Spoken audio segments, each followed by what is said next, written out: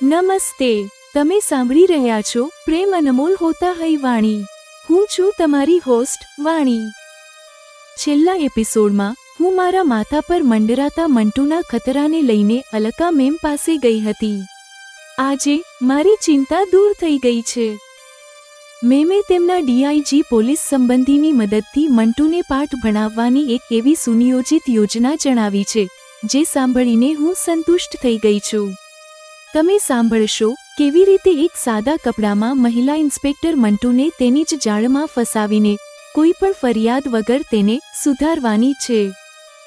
મારી સ્વાભિમાની ભાવના પર મેમે પ્રેમથી કહ્યું, જો આપણે એકબીજાનો આસરો ન હોઈએ તો કેવી રીતે હિતૈષી અને કેવી રીતે પોતાના હોઈશું. પરંતુ વાર્તામાં ત્યારે વળાંક આવે છે જ્યારે રાત્રિના વિશ્રામ દરમિયાન મેમ અચાનક રાશિલને વિડિયો કોલ કરે છે અને રાશિલ આપે છે એક શુભ સમાચાર, તે માં બનવાની છે. તમે સાંભળશો કેવી રીતે અલકા મેમ અને રાશિલની જુગલબંધી શરૂ થાય છે. મેમના ભત્રીજા સાથે મારા લગ્નની સંભાવના, મારા અમેરિકા પ્રવાસનું આયોજન અને 1.5 મહિનાની પગાર સાથેની રજાનું વચન. મને લાગી રહ્યું છે જાણે મારી એક ટાંગ પકડીને મને ઘસવાની રમત ચાલી રહી છે. શું મારું સ્વાભિમાન મને મફતમાં અમેરિકા જવાની પરવાનગી આપશે? અને શું હું મારા વહાલા પપ્પા અને અલકા મેમને છોડીને મારા ભવિષ્ય માટે રાશિલના દિયરને મળવા તૈયાર થઈશ? આગળની વાર્તા પ્રેમ અનમોલ હોતા હૈ વાણીમાં તમે સાંભળશો. એપિસોડ 13, ડીઆઈજીની જાળ અને અમેરિકાનું આમંત્રણ. છેલ્લા કેટલાય વર્ષોથી અમુક મહિનાના અંતરે આ થતું આવ્યું છે. તેથી મેં પપ્પાને જણાવ્યું તો તેઓ પ્રસન્ન જ થયા છે. કેમ ન થાય? જ્યારથી અલકા મેમનો સાથ મને મળ્યો છે ત્યારથી તેમની સ્કૂલને કારણે પપ્પાના પુસ્તક કોપીના વેપારમાં નફો વધી ગયો છે અને અમારું જીવન પ્રમાણમાં સરળ થયું છે. હું મેમના બંગલે પહોંચી છું. મારા નજીકના સંબંધી ડીઆઈજી પોલીસ છે. મેં તેમને તે આપેલું એડ્રેસ અને ટૂંકમાં તે માણસની કરતૂતો વિશે જણાવી દીધું છે. તેમણે કહ્યું છે કે ટૂંક સમયમાં જ તે લંપટને સુધારવાની વ્યવસ્થા કરી દેવામાં આવશે. મારા પૂછ્યા વગર જ મેમે કાર્યની પ્રગતિ જણાવી દીધી છે. મેમ, આ ક્યાંની ચર્ચામાં તો નહીં આવે ને કે મંટુ વિરુદ્ધની કાર્યવાહી પાછળ હું છું? મેં ચિંતા વ્યક્ત કરી છે. ના, તું એની ચિંતા ન કર. મેં તેમને તારું નામ પણ નથી જણાવ્યું અને તેમણે એ જાણવામાં રસ પણ નથી દાખવ્યો. મેં તેમને કહ્યું છે કે તેમના માટે આટલો આધાર પૂરતો છે. મેમ મને નિશ્ચિંત રહેવા કહી રહ્યા છે. પોલીસવાળા અપરાધીના મનોવિજ્ઞાનને જાણે છે. જે માણસમાં મહિલાઓની છેડતી કરવાની વૃત્તિ હોય છે તે પોતાનું આ કામ વારંવાર દોહરાવતો હોય છે. તેમણે જણાવ્યું છે કે મહિલા પોલીસ સ્ટેશનથી સાદા કપડામાં એક મહિલા યુવા ઇન્સ્પેક્ટર તેની ફળોની દુકાન પર નિયમિત ફળ લેવા જશે. મેમ મને કાર્યયોજનાની વિગત સમજાવી રહ્યા છે. તેમણે ક્ષણવાર પછી આગળ જણાવ્યું, એવામાં જે દિવસે લંપટ મંટુ મહિલા ઇન્સ્પેક્ટર પર ખરાબ નજર નાખશે અને દ્વિઅર્થી ટિપ્પણી કરવાની ભૂલ કરશે, ઇન્સ્પેક્ટર પોતાની ઓળખ જણાવીને તેને ઘસડીને પોલીસ સ્ટેશન લઈ આવશે.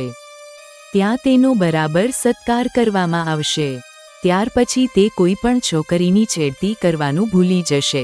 મેમે તેને પકડવા માટે બિછાવેલી જાળની વિગત આપી છે. આ રીત તેને પકડવા માટે સફળ રહેશે, તેનાથી હું સંતુષ્ટ થઈ છું.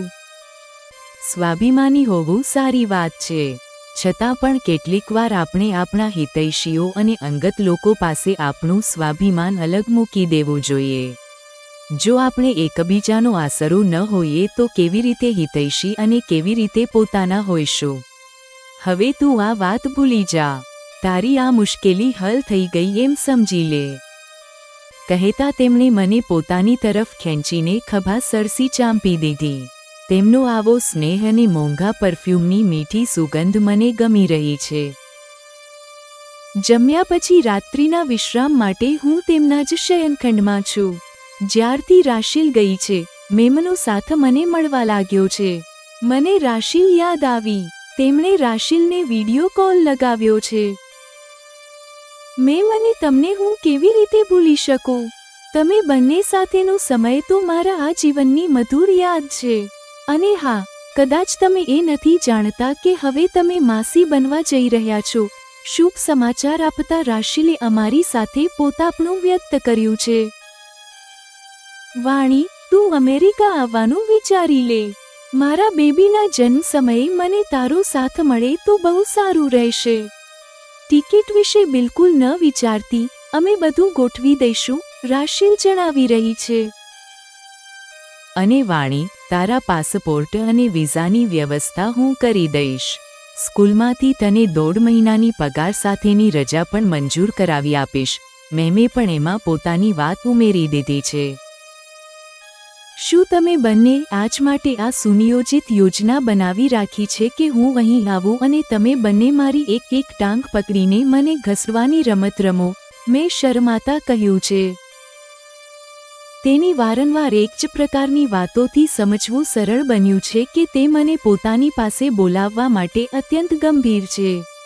મારું સ્વાભિમાન મને આની પરવાનગી નથી આપવાનું. પપ્પા અને મેમને છોડીને આટલા લાંબા સમય માટે દૂર રહેવું મારા માટે મુશ્કેલ છે. જેમિનાઈની સમીક્ષા. આ એપિસોડમાં મંટુની સમસ્યાનો ઉકેલ અને વાણીના ભવિષ્ય માટે બિછાવેલી પ્રેમની જાળ વચ્ચેનો સંઘર્ષ જોવા મળે છે. એપિસોડ 13 પૂર્ણ.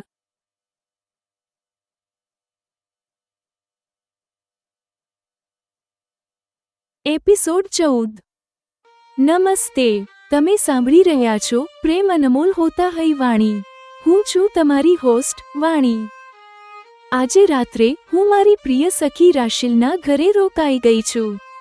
આ રાતની શરૂઆત એક રમતિયાળ વાતચીતથી થાય છે, જ્યાં હું રાશિલને કહું છું કે મારે તેનો નાઇટ સૂટ પહેરવો છે જેથી મને તેને આલિંગન કરવા જેવો અનુભવ થાય.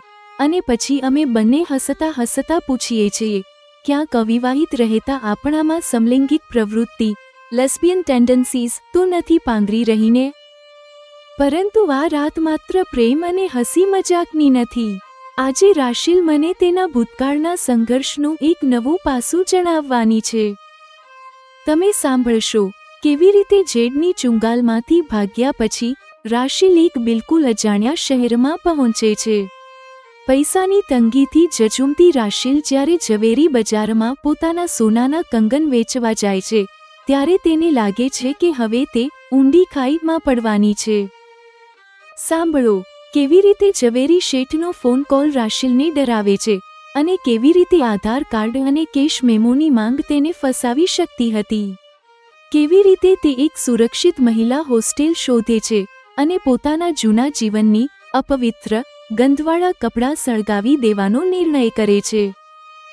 સંઘર્ષ, વિશ્વાસઘાત અને નવી શરૂઆતની વાર્તા. પ્રેમ અનમોલ હોતા હૈ વાણીમાં તમે સાંભળશો. એપિસોડ 14. મધ્યરાત્રિનો વિરામ અને અસુરક્ષિત રાશિલની યાત્રા. અલકા મેમના ભત્રીજા પરાગ સાથે રાશિલના લગ્ન અમેરિકામાં થવાનું નક્કી થયું છે. ડિનર પછી તેની પાસે મારી સાથે કરવા માટે વાતોનો ભંડાર છે. વાણી, મારે તમારી સાથે ઘણી બધી વાતો કરવી છે. શું તમે આજે રાત્રે અહીં રોકાઈ શકો? તેણે પૂછ્યું. હું રાત્રે રોકાવાની તૈયારી સાથે નથી આવી. પપ્પાને પણ આ બાબતે કશું જણાવ્યું નથી. મેં મારી મુશ્કેલી જણાવી. પ્લીઝ પપ્પાને ફોન કરીને કહી દો ને. હું તમને મારો નવો નાઇટ સૂટ પહેરવા માટે આપી દઈશ, રાશિલે વિનંતી કરી. મેં પપ્પાને ફોન કર્યો, તેઓ માની ગયા. રાશિલે મને તેનો નવો નાઇટ સૂટ આપ્યો. તમે નવો પહેરો. મને તે આપો જે તમે પહેરતા આવ્યા છો. તેને પહેરવાથી મને એવી ફિલિંગ થશે જાણે હું તમને આલિંગન કરી રહી હોઉં, મેં કહ્યું. વાણી, અવિવાહિત રહેતા ક્યાંક તમારામાં સમલૈંગિક પ્રવૃત્તિ તો નથી પેદા થઈ રહી ને? રાશિલે હસતા હસતા કહ્યું. દ્રશ્ય બદલાય છે. રાશિલ જેડથી બચીને નીકળી ગઈ હતી. શરમને કારણે તે પોતાના પરિવાર પાસે ન જઈ શકી, તેથી તે એક નવા શહેરમાં પહોંચી ગઈ. પૈસા ન હોવાને કારણે તેણે પોતાના દાગીના વેચવાનો નિર્ણય કર્યો. ઝવેરી શેઠે આધાર કાર્ડ માંગ્યું તો તે ડરી ગઈ. તેને લાગ્યું કે પોલીસને તેના પતિ પર કરેલા હુમલા વિશે ખબર પડી જશે. પણ શેઠે તેને એક રસ્તો બતાવ્યો. દીકરી, બિલ વગર હું ખરીદી તો ન શકું, પણ જો તું તારા આધાર કાર્ડની કોપી આપી દે તો હું આને ગીરવે રાખી શકું છું. હું તને 30,000 સુધી આપી શકું છું, શેઠે કહ્યું. તે માની ગઈ. શેઠે તેને વનિતા નામની એક સુરક્ષિત મહિલા હોસ્ટેલ મોકલી દીધી. ત્યાં તેને સહારો મળ્યો. બાદમાં તેણે નવા કપડાં ખરીદ્યા અને જૂના કપડાંને સળગાવવાનો નિર્ણય કર્યો. તેને લાગ્યું કે તે કપડામાં ઝેડની ગંધ છે અને તે તેના અપવિત્ર ભૂતકાળની નિશાની છે. એક નવી શરૂઆત માટે તેણે તેને સળગાવવું જ યોગ્ય સમજ્યું. વહાલા શ્રોતાઓ, આની સાથે જ એપિસોડ 14 પૂર્ણ થાય છે.